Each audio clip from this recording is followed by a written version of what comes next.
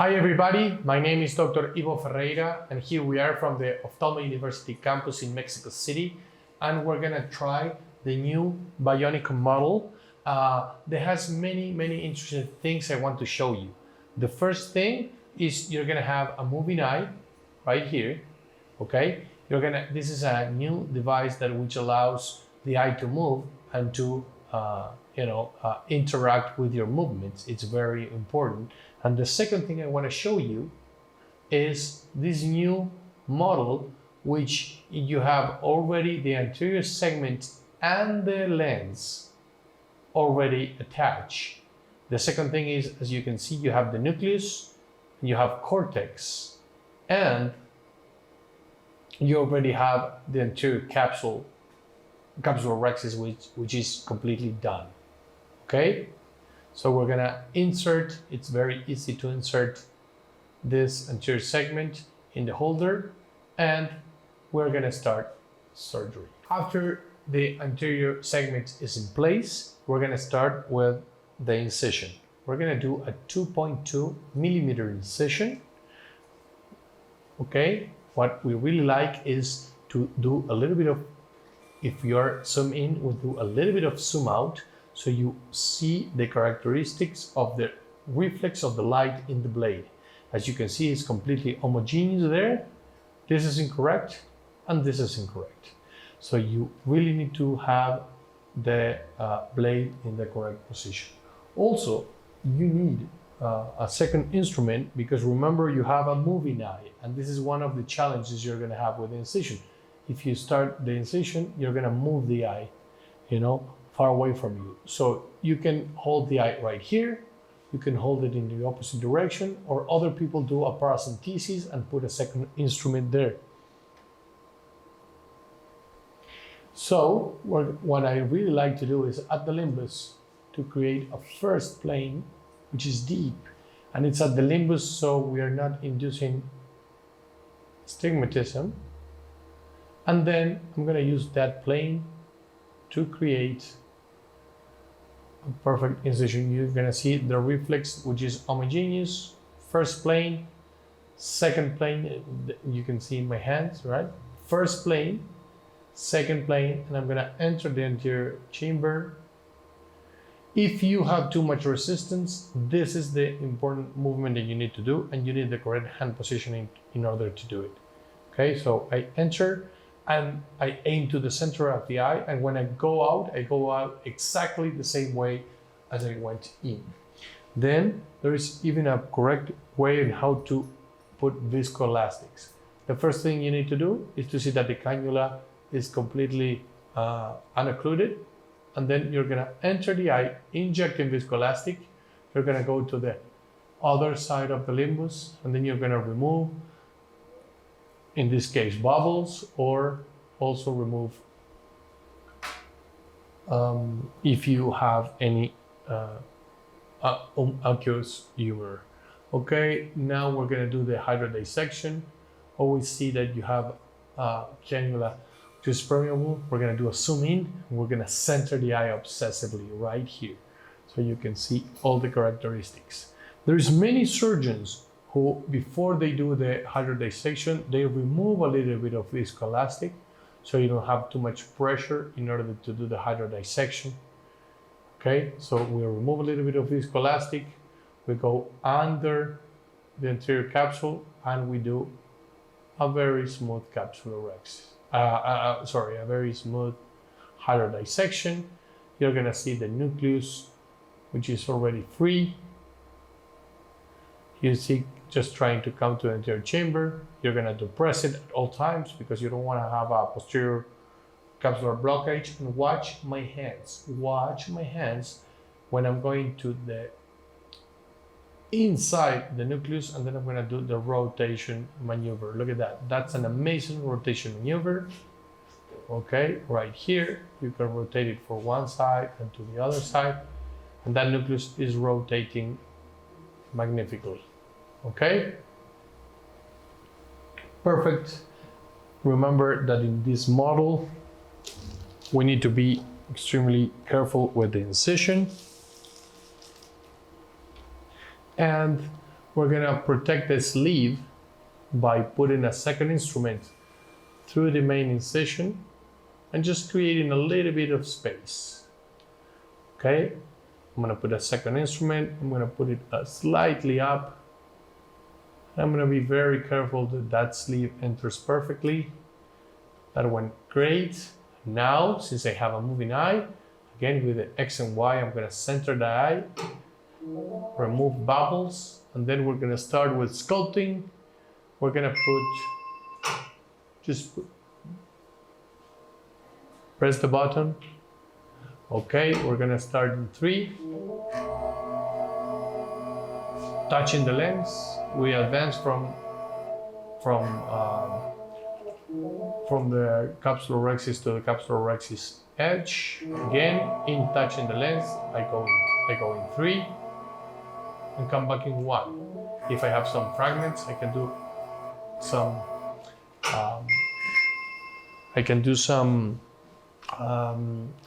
ultrasound to remove it. Very good. Go back again. Go in 3. Come back in 1.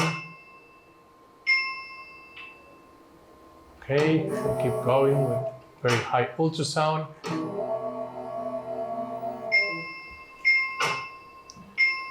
Go in 3.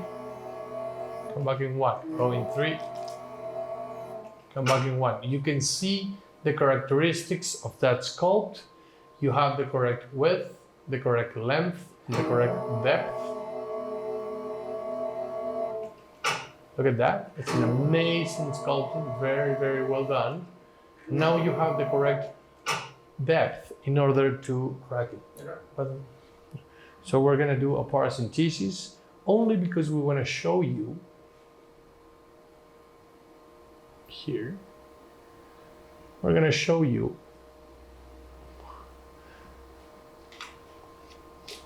un poquito de vaselina aquí. Allá mira, ese frasquito, sácalo.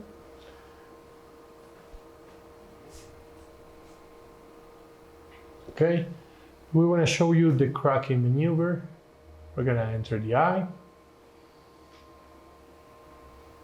and being very careful with the iris and the capsule.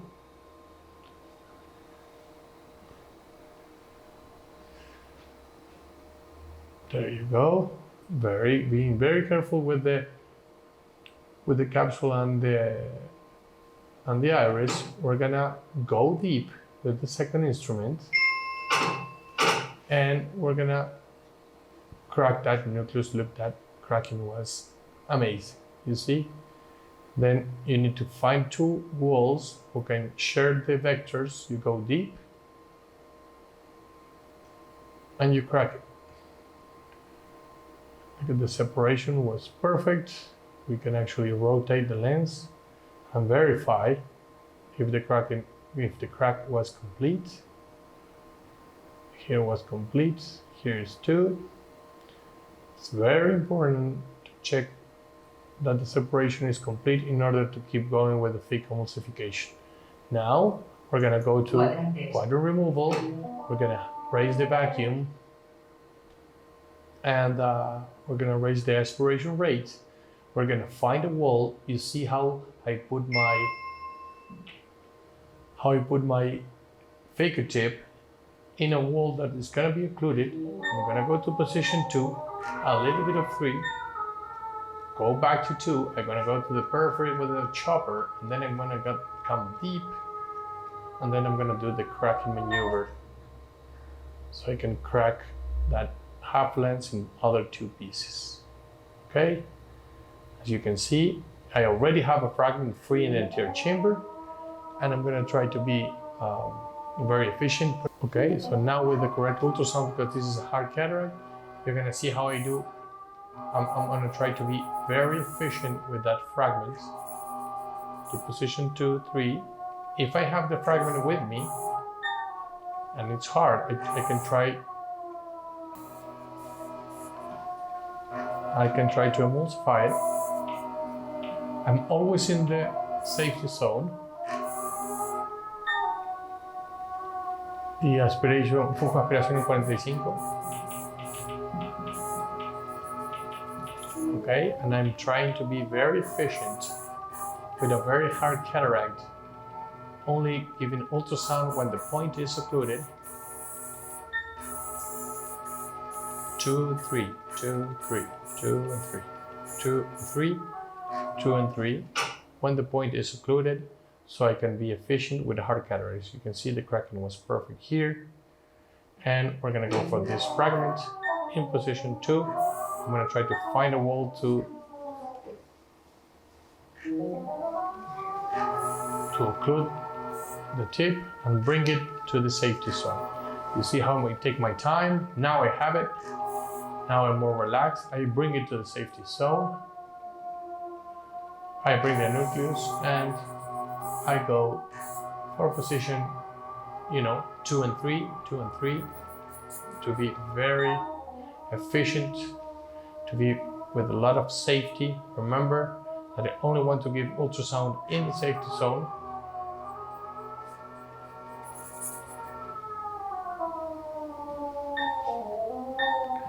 I want to separate it completely. Now it's separated. I'm going to occlude the tip in position 2 and give 2, 3, 2, 3, 2, 3. You see, it's occluded. I only deliver ultrasound.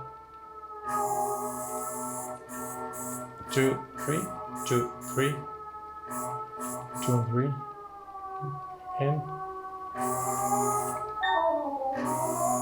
2 and 3.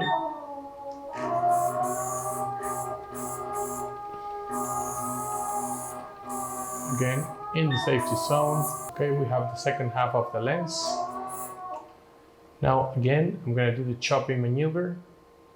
I'm going to go for an occludable wall, position 2, a little bit of 3, go back to 2, and I have the holding because I have a high vacuum. I don't want to miss the lens, and then I want to confront the handpiece with the second instrument. Look at that chop. That chop was perfect. So I did a perfect chop. Now I have a small fragment. I bring it to the safety zone.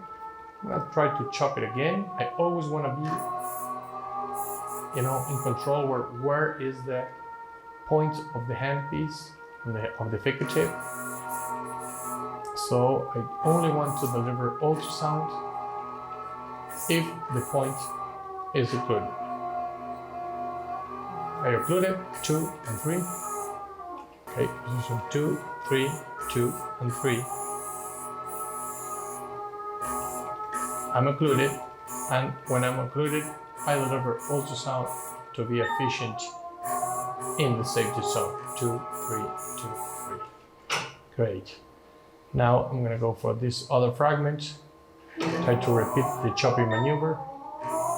I want to be in a wall that is occluded 100%. I need to find that wall, and I need to chop it with a second instrument. You see, I have a small fragment. Position 2 and 3, 2 and 3 in the safety zone.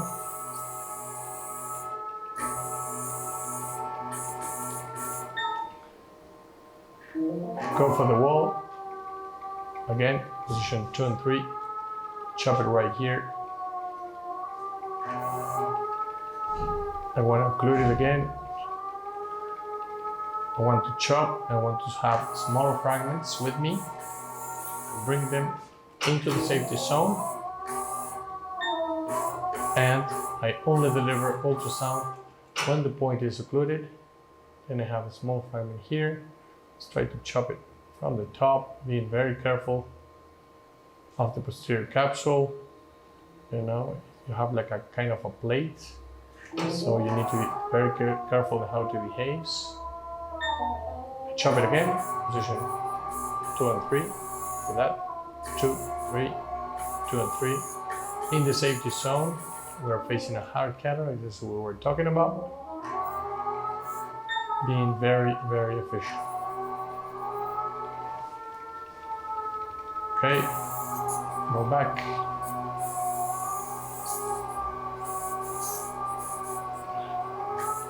Position 2 and 3, 2 and 3 in the safety zone. I make this lateral movement which I like, so the fragments can come to me. Next, perfect. 2 and 3, you see the stability of the interior chamber. A small fragment here, and we're done with the cataract. To be very careful how to remove the second instrument and the handpiece. Okay, good. Now we're gonna do irrigation aspiration. Context. And this is one of the first models in the world in which you're gonna find cortex. Remember, we need to have the sleeve in the correct position, and we need to be very careful of the sleeve when it enters. Okay, and we're gonna go find some cortex. You see, the vacuum went high, so you have cortex, and you bring it to the side to remove it. It's very important to go for the cortex, identify it, and bring it to the center of the eye. It's very important also to be aware of the cortex in the subincisional area. You can see by the vacuum that you have some cortex with you. You need to bring it. You need to bring it to the center of the eye. In the subincisional area, you know, the irrigation aspiration can be with a higher risk. You see? And I have some cortex right there.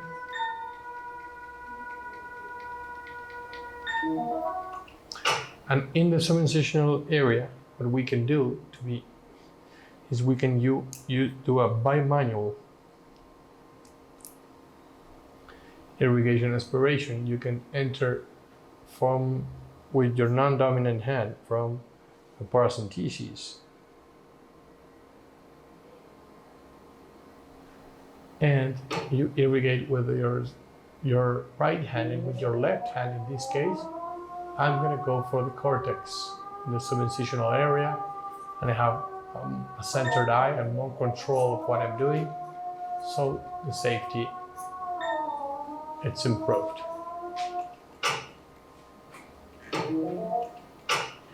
Then we're gonna insert, in this case, with a D cartridge, we're gonna put viscoelastic in the cartridge. And we're gonna load the IOL in the right position. Okay, in this case, we're gonna insert an acrylic Acrysoft IOL. There you go. 2 optics that need to be in the top of the lens. We always remember that. Need to be very gentle with the IOL. You can put it in, and then you are perfectly. And we're gonna use some Monarch 4 injector to put it in our eye. You always need to see that the displacement is correct. You need to always be also very careful with the insertion, that it goes through the incision. And the second thing that you need to be very aware of is that it's going directly to the capsular bag. As you can see there, I can direct it perfectly to the capsular bag very carefully. I rotate the lens, and I'm putting the optics in the bag. So slowly it's gonna go to the final and correct position. Then we need to remove the viscoelastics. especially from behind the lens. Okay, in this case, we're going to make the optic unfold correctly in the capsular bag, as you can see. It's behaving perfectly.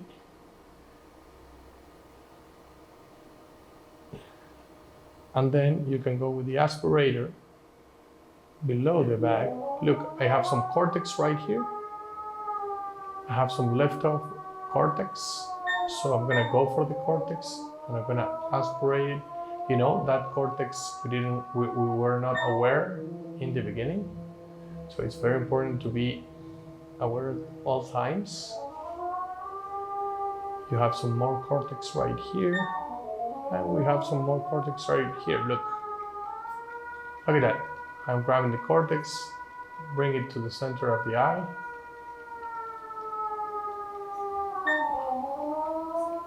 Let's go for it to see if we see more cortex. That was an amazing simulation, since we are seeing, you know, free cortex, and we need to remove it even after we remove. Yeah, look. More cortex, you see?